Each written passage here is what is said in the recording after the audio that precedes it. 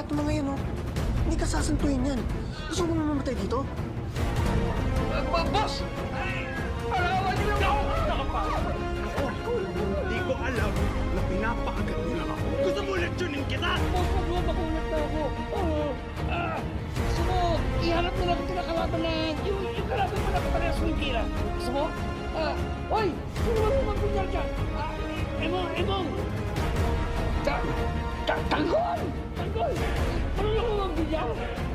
May bilyaran nung kami sa tapat ng bahay namin, kaso lang, hindi ako magaling. Yun naman pala eh. Si Tanggol ang gusto nyo labanan? Boss, paano pag natalo tayo? Ay, ayos na yun! Basta matuwa lang si Mo. Para nga mo na pag-alis na yung bahay yan, pagkapapagod ng kapong mo demonyo. Ay!